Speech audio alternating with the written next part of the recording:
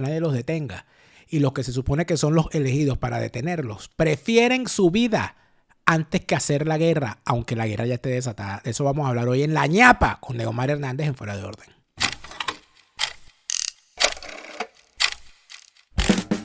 Ese hombre sí critica, va de frente y no se calla. Daniel Lara Farías, Enemigo de todos. Fuera de Orden, crónica de la desgracia nacional e internacional, plomería informativa, arqueología, paleontología, zoología, parasitología, infectología, todas las especialidades.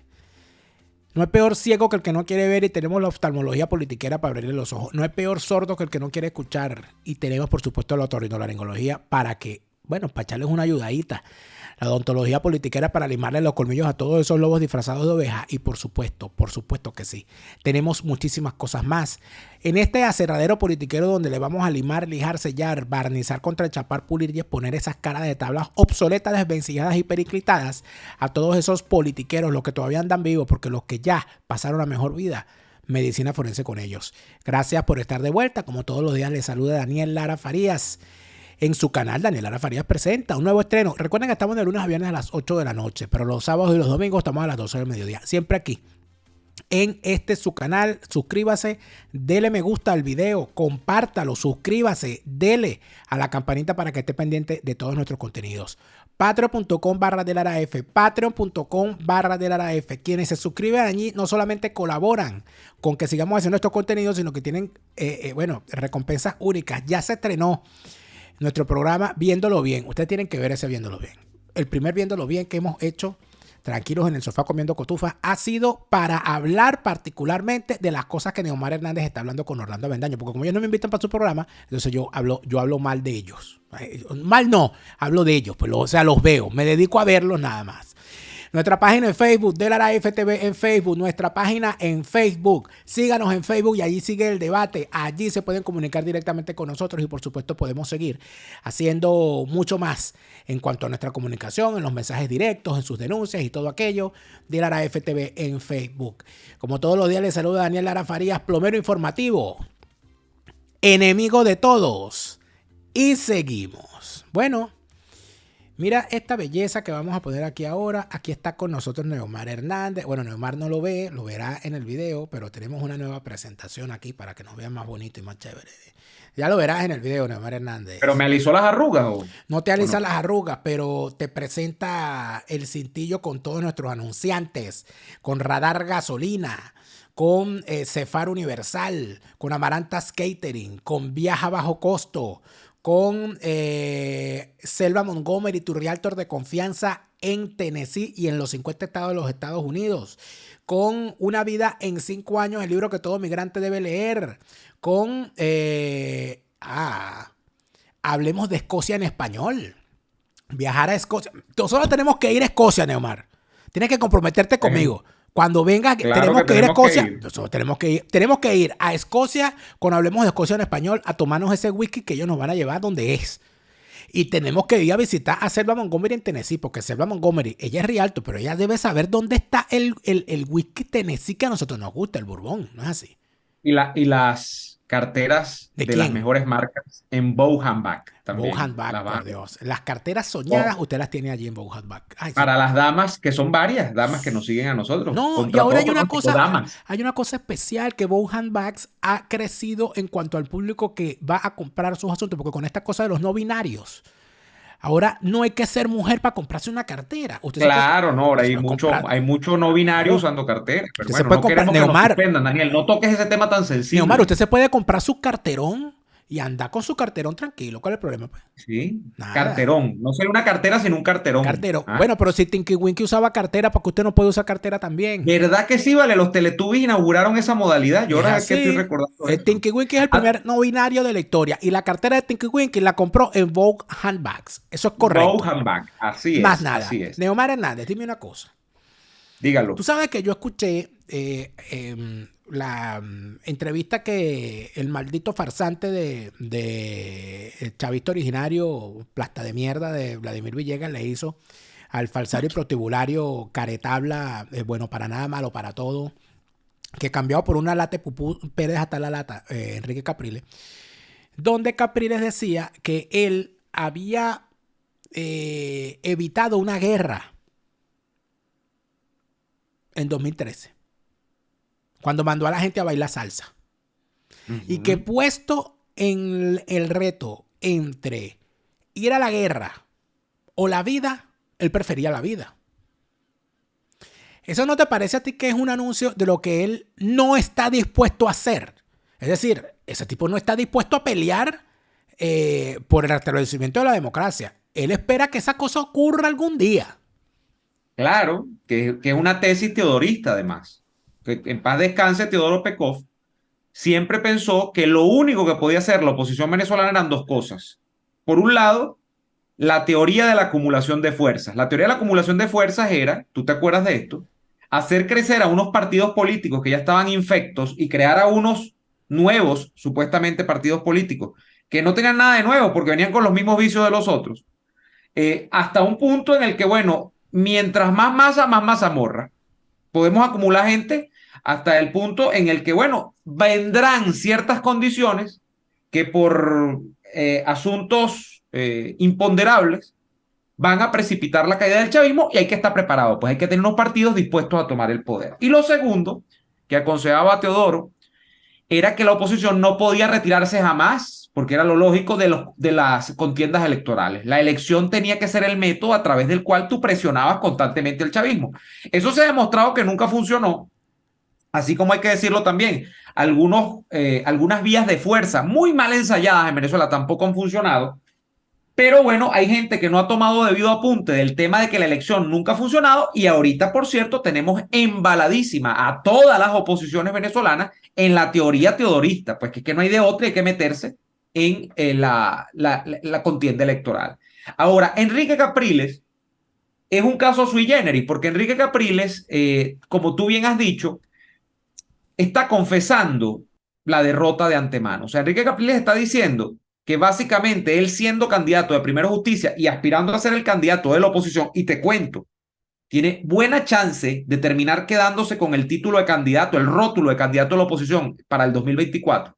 Los dos principales candidatos probablemente son Manuel Rosales y él, por algo que me decía un amigo, que en esas supuestas elecciones de primarias que van a hacer de los partidos, los dos son los que tienen gente que pueden llevar arreada, Primero Justicia y el Nuevo Tiempo. Rosales porque nada más que tiene el Zulia, y en el Zulia hay un poco de gente arriada que depende de la gobernación y que además tiene que ver con un estado que es tan densamente poblado electoralmente que, bueno, en una primaria puede pegar una sorpresa. Y segundo, partiendo de que la primaria sea legítima, ¿no? De que no se mete el CNE, incluso de que sea una primaria donde se cuenten esos votos.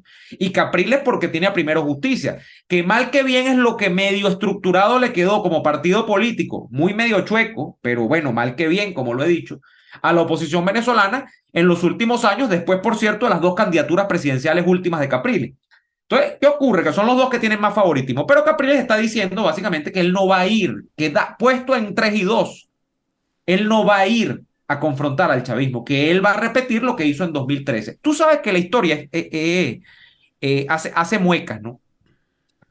Yo antes de grabar este programa me salió un recuerdo en Facebook del año 2014, de un artículo que tú escribiste, a mí me gustó mucho. En el año 2014 tú, si yo no te digo no te acuerdas, ahorita te vas a acordar.